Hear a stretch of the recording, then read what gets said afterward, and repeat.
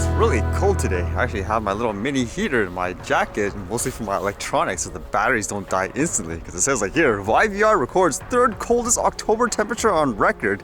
If you thought this weekend was particularly cold, you were not wrong. It says the Nav Canada weather station reported temperatures of minus 4.6 degrees Celsius in Sunday morning. Then again, honestly, that's nothing compared to some places in Canada.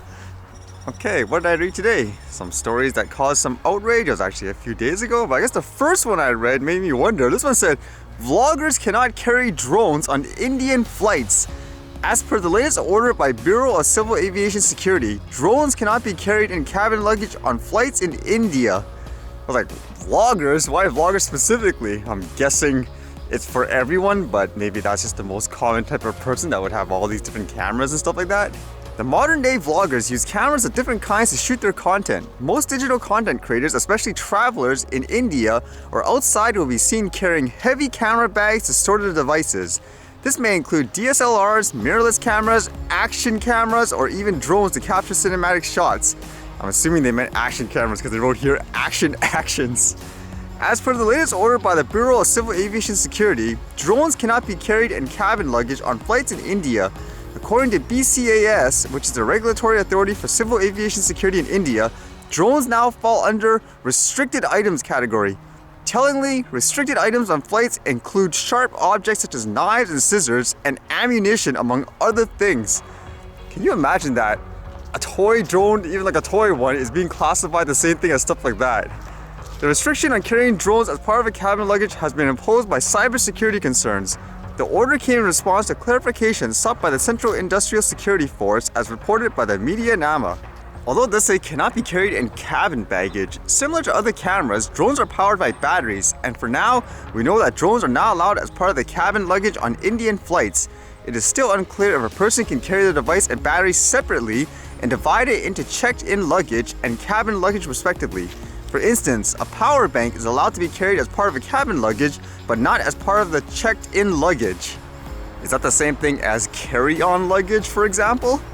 Although it just shows you how serious some places are getting with things like the drones. I know in general that's something you should be concerned about when you're traveling to different places. You could understand all the rules and regulations within your own country, but when it comes to somewhere else, it could be completely different. That can land you criminal offenses and all that.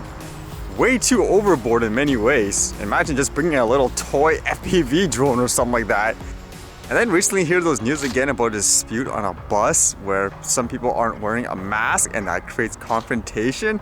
It happened a few days ago, but it seems like almost everyone, even people I know, are still spreading this. So I thought it'd be interesting for other people around the world to see this and you determine who's at fault here.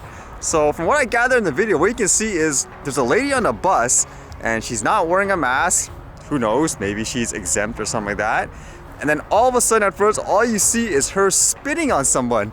And of course that person gets up, takes offense, and he physically shoves the woman out the bus door, and I guess she crashes hard on the ground, causing some kind of injury. And because of that, the police are looking for both of them to investigate the situation. So it seems like one of the main controversy is, do you feel that guy has a perfect right to essentially shove that woman as hard as possible because it's assault? In terms of her spitting on the person, where you could argue that's self-defense.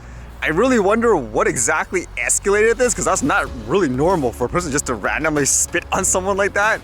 And from what I gather, when you can see in the video, you can hear someone in the background saying disgusting, which I think was the guy calling the lady disgusting, and maybe that's what caused the spitting. You can kind of hear it. Disgusting, disgusting, disgusting, disgusting. Hey, come on. Hey, yo, chill, man. Chill. Hey, chill it. Oh my god, what's wrong with you? So who do you think is right and who do you think is wrong in this case? My personal thought, you don't really know why the person's not wearing a mask. So I don't see why some people are getting so aggressive in that way. If that's the case, like from what I hear there, where the person said disgusting, you can actually get an exemption card to not wear a mask on the public transit for health reasons.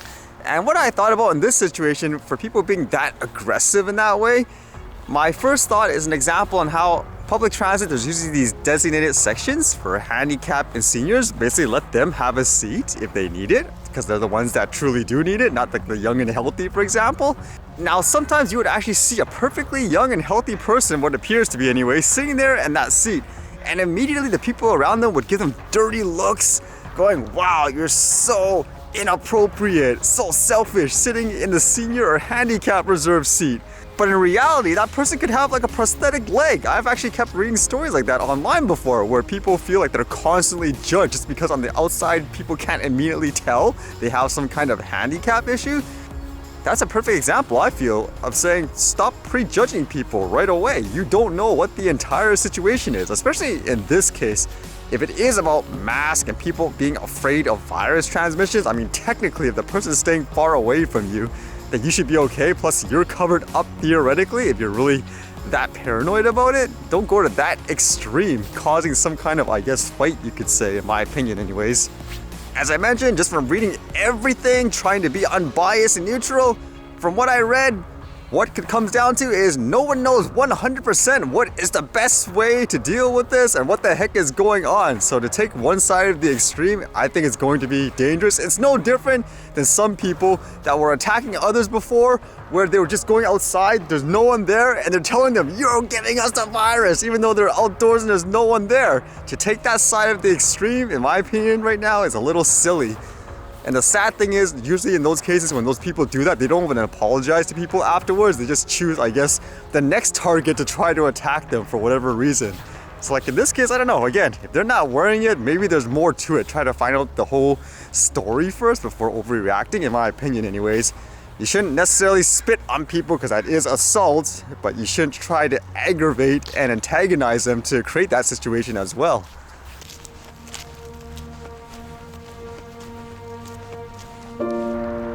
Okay, those guys got back to me. Remember I talked about yesterday how basically I could work on something and I'd probably have to get like a COVID test, which makes sense because it's more serious now, but they gave me this. It says self-isolation contract. I've never heard of this in my life. Then again, I've never experienced this before with all this pandemic stuff, so to speak. So according to this, I'd have to sign an agreement saying I agree I will not meet up or gather with other people like during this time that I signed this contract with them to work on this project. Wow, I've never heard of that before. How would this work? Although it does say don't meet up or gather with other people not within your household and so forth. So does that mean me walking outside still okay? Because I don't interact with other people usually. Huh. So learn something new every single day of your life, I guess. Let's see how this goes. I guess I have to ask for clarification. I guess this is like any other projects or sporting events, for example, where everyone has to be within a bubble. That's kind of interesting.